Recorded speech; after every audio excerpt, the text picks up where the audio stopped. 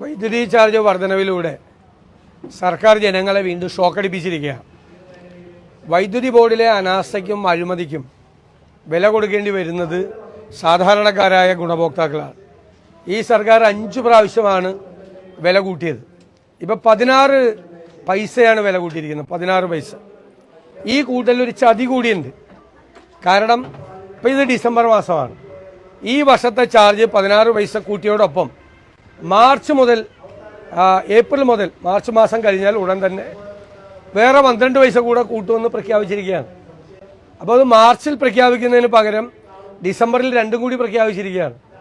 ഇപ്പം തന്നെ ഒരു 250 യൂണിറ്റ് ഉപയോഗിക്കുന്ന ഒരു സാധാരണക്കാരന് 50 രൂപയോളം കൂടുതൽ വരും. മാർച്ച് മാസം കഴിഞ്ഞാൽ അത് 100 രൂപയിൽ കൂടുതലാവുന്ന സ്ഥിതിയാണ്. ബാക്കിയുള്ള ആളുകളെ സംബന്ധിച്ചിടത്തോളം താങ്ങാൻ പറ്റാത്ത രീതിയിൽ വൈദ്യുതി ചാർജ് കൂടുകയാണ്. മാത്രമല്ല ഡെപ്പോസിറ്റ് ചാർജ് അടക്കമുള്ള ഇത് അടുത്ത മാർച്ച് കഴിയുമ്പോഴേക്കും കൂടുമ്പോഴേക്കും വലിയ ബാധ്യത സാധാരണക്കാർക്ക് ഉണ്ടാവും. ഇത് ഇവരുടെ അനാസ്ഥ കൊണ്ടും അഴിമതി കൊണ്ടും ഉണ്ടാക്കി വെച്ച സംഭവമാണ്. ഞങ്ങൾ നിയമസഭയ്ക്കകത്തും നിയമസഭയ്ക്ക് പുറത്തും പല പ്രാവശ്യം പറഞ്ഞിട്ടുണ്ട്. ഉമ്മൻചാണ്ടിയുടെ കാലത്ത് വരുന്ന 25 വർഷത്തേക്ക് വൈദ്യുതി വാങ്ങാൻ ഒരു കരാറുണ്ടാക്കി. 1 യൂണിറ്റ് വൈദ്യുതിക്ക് 4 രൂപ 29 പൈസയ്ക്കാണ് വാങ്ങാൻ തീരുമാനിച്ചത്. 7 വർഷക്കാലം അവരത് നടത്തി. ഉമ്മൻചാണ്ടി ഗവൺമെന്റും ആ വിലയ്ക്ക് വൈദ്യുതി വാങ്ങിച്ചു. 6 വർഷത്തിലധികം കാലം ഈ ഗവൺമെന്റും വൈദ്യുതി വാങ്ങിച്ചു. 2 വർഷക്കാലം മുമ്പ് ആ കരാർ റദ്ദാക്കി. ഏത് 1 യൂണിറ്റിന് 4 രൂപ 29 പൈസയ്ക്ക് വൈദ്യുതി 25 വർഷത്തേക്ക് വാങ്ങിക്കുന്ന കരാർ റദ്ദാക്കി. എന്നിട്ട് കരാർ റദ്ദാക്കിയിട്ട് എത്ര രൂപയ്ക്കാണ് വൈദ്യുതി മേടിച്ചത്? 1 പൈസ കുറച്ചല്ല മേടിച്ചത്. 6 രൂപ മുതൽ 12 രൂപ വരെ വൈദ്യുതി വാങ്ങിച്ചു.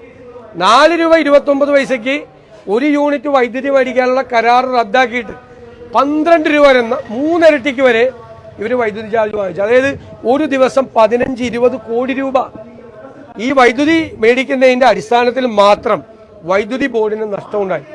അധികം തുക ചെലവാക്കേണ്ടി വന്നു. അതാണ് വലിയ ബാധ്യതയിലേക്ക് പോയത്. UDF ഗവൺമെന്റ് അധികാരത്തിൽ നിന്ന് ഇറങ്ങുമ്പോൾ, അധികാരത്തിൽ ഉണ്ടായിരുന്ന സമയത്ത് വൈദ്യുതി ബോർഡ് ലാഭത്തിലാക്കി 20 പൈസ കുറച്ചു കൊടുത്ത. അതുവരെ ഉണ്ടായിരുന്ന വലിയ കടങ്ങളൊക്കെ കുറച്ചു കൊണ്ടുവന്നു 1000 ചില്ലാൻ കോടി രൂപ മാത്രമാക്കി കടം 2016. ഈ 2024 ആയപ്പോൾ കടം 1083 കോടി രൂപയിൽ നിന്ന് 45,000 കോടി രൂപയാക്കി വർദ്ധിച്ചു. എന്തുകൊണ്ടാ? ഈ ബാധ്യതയാണ്.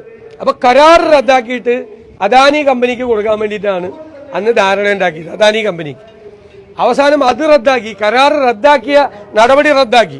അപ്പൊ അവര് കേസിന് പോയിരിക്കുകയാണ്. മാത്രമല്ല ഒരുപാട് പദ്ധതികൾ വൈദ്യുതി ബോർഡിൽ കൊണ്ടുവന്നതെല്ലാം അഴിമതി നിറഞ്ഞ പദ്ധതികളായി മാറി.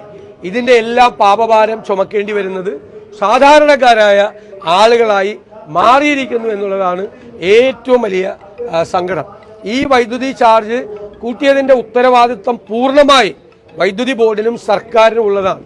ജനങ്ങളെ വീണ്ടും വല്ലാതെ പ്രയാസപ്പെടുന്ന ആളുകളെ വീണ്ടും ഷോക്കടിപ്പിക്കുന്ന ഈ പരിപാടി ഇത് പിൻവലിക്കണം എന്ന് ഞങ്ങൾ ശക്തമായി ആവശ്യപ്പെടുന്നു.